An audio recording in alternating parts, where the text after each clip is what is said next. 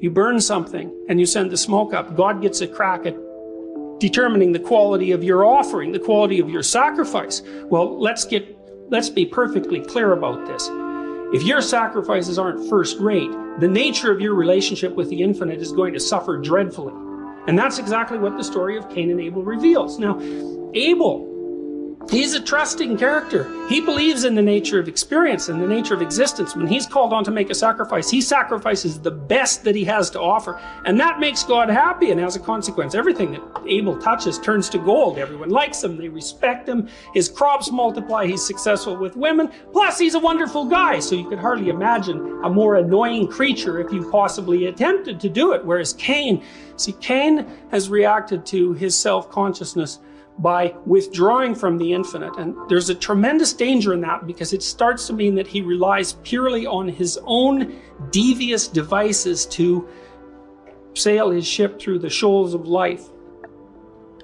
He believes, as his arrogance develops, as a consequence of his withdrawal from the infinite, a contact that he can't tolerate because he can't tolerate his own vulnerability, that he's able to deceive the structure of reality itself, to offer second-rate sacrifices to God himself, who can see absolutely everything, because the infinite is absolutely everything, and to prevail nonetheless. Well, needless to say, this does not work. And it doesn't work in an obvious way. If you talk to people and they reveal to you their unnecessary suffering, it's very straightforward to look behind what it is that they have to say. They'll tell you the poor decisions they made in their lives, and the opportunities that they didn't take, and the chances that they didn't have enough courage to grasp, and the sacrifices they failed to make. There's nothing mysterious about it. And their own experiences teach them full well that they pathologize the relationship they have with the nature of reality. Well, that's a terrible thing. Well, and Cain is dreadfully unhappy. He's unhappy because nothing he ever wants happens, and that's partly because he doesn't really want it, because if he really wanted it, he'd make the right sacrifices. The salt is rubbed into his wounds by the existence of his brother, for whom everything seems simple, but of course really isn't. Cain goes to complain to God. And I had to read 3 or 4 different translations of these particular verses to figure out what this meant. And he says, what in the world is going on here? I'm working myself to the bone. I'm sacrificing things left, right, and center.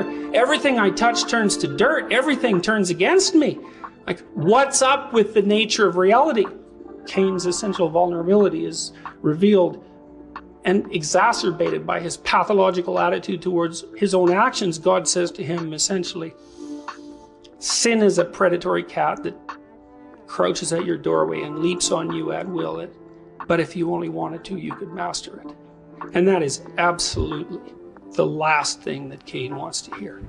Because if things are going from bad to worse for you, and you're playing a causal role in it, there's nothing more horrible than that someone can do to you, but reveal to you in a way that you can't deny that you're entirely complicit in your own demise.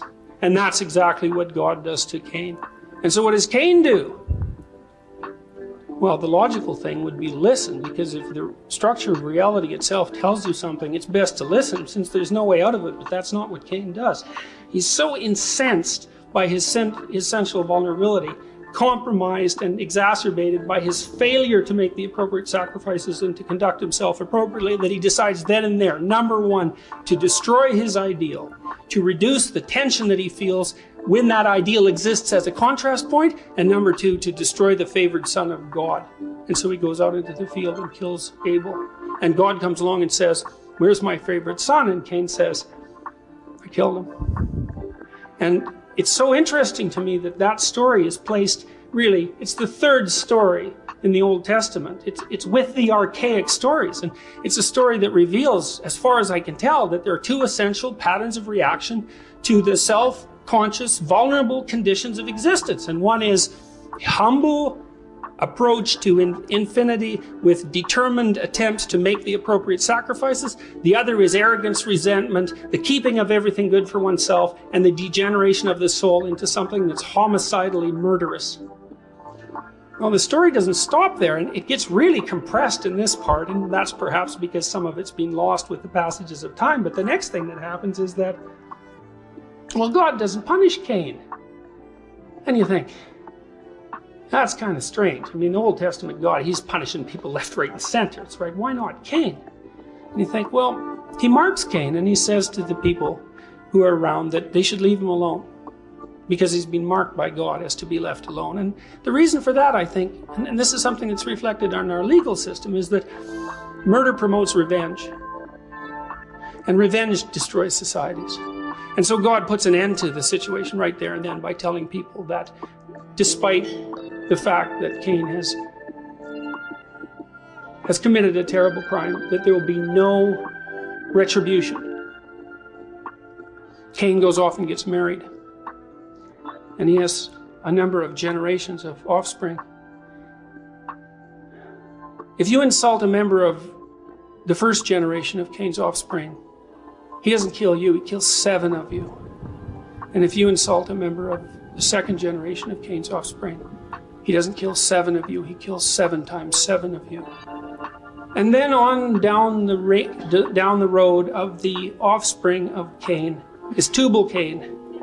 And Tubal-Cain is the artificer of weapons of war.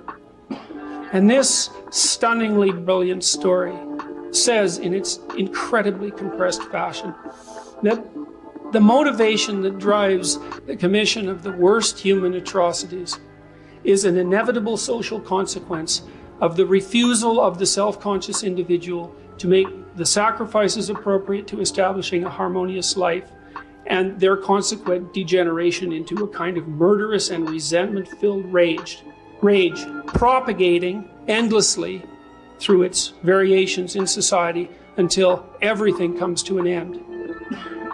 And the next story is the flood. And it's not surprising, because if things go from bad to worse long enough, everything falls. And it's a terrifying story, and I didn't understand that story. I didn't understand that story for years. It wasn't really until I read Alexander Solzhenitsyn that I developed, I think, the cognitive capacity to even understand what the story meant, because Solzhenitsyn said in his Nobel Prize accepting speech, a single person who stops lying can bring down a tyranny, which is a stunning thing to say, but I would also say something that's been amply demonstrated in the 20th century, because we have historical examples of people who did precisely that. Gandhi did it, Václav Havel did it, Nelson Mandela did it. Solzhenitsyn's Gulag Archipelago was definitely one of the axe blows that brought down the Soviet Union. A stunning achievement for a person who started writing that book by memorizing it when he was a concentration camp victim this far away from starvation. It shows you, as clearly as anything possibly can, how powerful the human spirit can be if it's willing to take on the obligation of its relationship with the divine. And also how terrible things can become if the responsibility of that burden is not shouldered.